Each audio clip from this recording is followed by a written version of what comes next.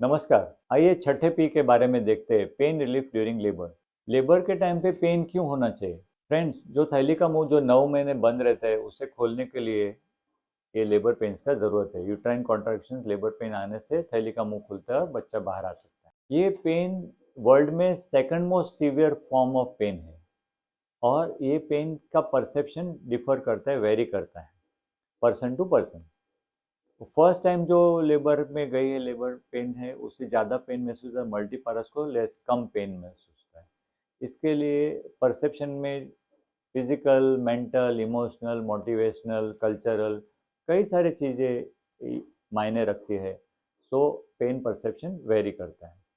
ये पेन और labour pain से कोप अप कैसे किया जाए? तो इसमें दो भाग है, नॉन मेडिकल मेथड्स और मेडिकल मेथड्स।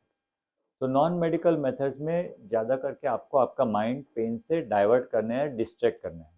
इसके लिए आप थोड़ा चल फिर सकते हैं, पोजीशन चेंज कर सकते हैं, और आपका पार्टनर आपका बैक मसाज कर सकता है। आपको बैक के ऊपर गर्म पानी का शेक ले सकते हैं, गर्म थैली का शेक ले सकते हैं, हॉट वाटर जेट आपको लगा सकते हैं कमर के ऊपर। ब्रीदिंग टेक्निक को फॉलो कर सकते हैं, रिलैक्सेशन टेक्निक फॉलो कर सकते हैं। लेकिन फ्रेंड्स, अगर ये सब चीज़ें आपने प्रेगनेंसी में पहले से प्रैक्टिस की है तो आपको इस सही तरीके से आप लेबर के टाइम पे भी इसे यूज़ कर पाएंगे। सो प्रेगनेंसी से ही इसके बारे में सोचना चालू कीजिए, इसको प्रैक्टिस करना चालू कर दीजिए। रिलैक्सेशन विल हेल्प करता है, सॉफ्ट म्यूजिक हेल्प करता है, ब्रीदिंग हेल्प करता है, पार्टनर का रोल भी ज़्यादा इम्पोर्टेंट है। इसके आगे देखते हैं मेडिकल चीज़ क्या क्या कर सकते हैं। एक ट्रेमाडोल नामक इंजेक्शन है जो आपको स्नायु में इंट्रामस्कुलर दे सकते हैं एक्टिव फेज में 4 सेंटीमीटर डायलेटेशन होने के बाद में, और डिलीवरी के 4 घंटा पहले इसको दिए जाना तो ज़्यादा उचित रहता है। इससे आपको थोड़ा नौशिया वॉमिटिंग सेंसेशन हो सकता है।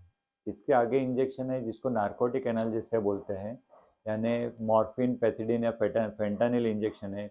इससे आपको इचिंग हो सकती है, आपको नौशिया वॉमिटिंग सेंसेशन हो सकती है, और न्यूबॉर्न में जब बच्चा बाहर आता है तो उसको भी ब्रीदिंग में थोड़ा सा दिक्कत थोड़े समय के लिए हो सकती है।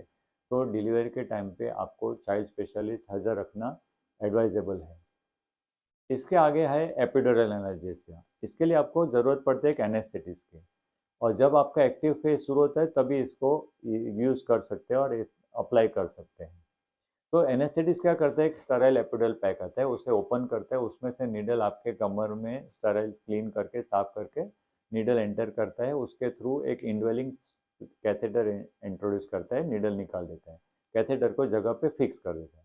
उसके माध्यम से आपको लोकल एनेस्थेसिया का टॉप अप एजेंट इंजेक्शंस देते हैं, जिससे आपको पेन नहीं महसूस होता है। मोटर पावर जनरली बरकरार रहता है, आप चल फिर सकते हैं, लेकिन सेंसेशन, पेन सेंसेशन कंट्रोल हो जाता है, तो आपको पेन महसूस नहीं होता है। इसमें आपको नौशिया वॉमिटिंग हो सकता है, आपका ब्लड प्रेशर ड्रॉप हो सकता है, तो आपका प्रॉपर मॉनिटरिंग जरूरी है। इसमें फीटल हार्ट रेट के ऑल्टरेशन भी हो सकते हैं, इसके लिए आपका fetal heart rate cardiotocography NST machine से ऑब्जर्व करना जरूरी हो जाता है। प्रोग्रेस ऑफ लेबर 4 4 घंटे में पीवी इंटरनल एग्जामिनेशन करके डॉक्टर देखता है कि सर्विक्स डायलेटेशन प्रोग्रेस बराबर से हो रहा है क्या नहीं। इसका एक डिसएडवांटेज ये भी है कि आपको जब थैली का मुंह पूरा खुल जाता है तो आपको जो बेरिंग डाउन या अर्ज टू डिलीवर यानी बेरिंग डाउन सेंसेशन, नीचे जोर करने का जो सेंसेशन आना चाहिए, वो सेंसेशन आपको नहीं महसूस होता, तो आप जोर नहीं लगाते। तो इस समय पे डॉक्टर इंटरनल चेकअप करके आपको बता दे कि बाबा थैली का मुंह पूरा खुल गया, आपको दर्द के टाइम जोर करना है, तो एक हाथ पेट के ऊपर रखते हैं, और दर्द आएगा तो आपको बोलते हैं जोर लगाओ, तो वो टाइम पे आपको नहीं सेंसेशन है फिर भी आपको वो टाइम पे जोर करना है।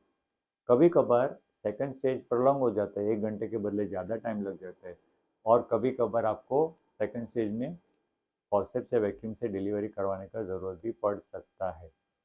अगर किसी वजह से आपको एपिड्यूरल को सीजरियन सेक्शन ऑपरेशन सीजरियन से करने का ज़रूरत पड़ गया, तो यही एपिड्यूरल लेबर एनाल्जेसिया को सीजरियन में कन्वर्ट करके उसका टॉपअप इंजेक्शन देके आपको सीजरियन भी कर सकते हैं, और यही कैथेटर नॉर्मल डिलीवरी या सीजरियन के बाद में भी थोड़ा टाइम रख के आपको पोस्ट ऑपरेटिव या पोस्ट डिलीवरी एनाल्जेसिया उसमें टॉपअप देके वो भी आपको दिया जा सकता है। तो फ्रेंड्स, कि लेबर में पेन एक मेन फैक्टर है जिससे आप परेशान हो जाते हैं। तो इसके लिए आपको पेन रिलीफ के टेक्निक्स के बारे में पहले से आपके डॉक्टर के साथ बात करनी है, कौन सा लेबर एनाल्जेसिक प्रीफर करने का उसके बात करनी है, उसकी तैयारी रखने के, और खुद भी अपने को पेन से डिस्ट्रैक्ट करने के और कोप अप करने का स्ट्रेटेजी बनाना है, तो आपको ज़रूर इसमें फ़ायदा होगा। इसके अलावा भी लेबर के लिए दूसरे 9 पीस के मेरे वीडियोज़ है, उसको आप ज़रूर देखिएगा, आपको ज़रूर फ़ायदा होगा। थैंक यू, धन्यवाद। देखते रहिए वीडियोस, फॉलो करते रहिए।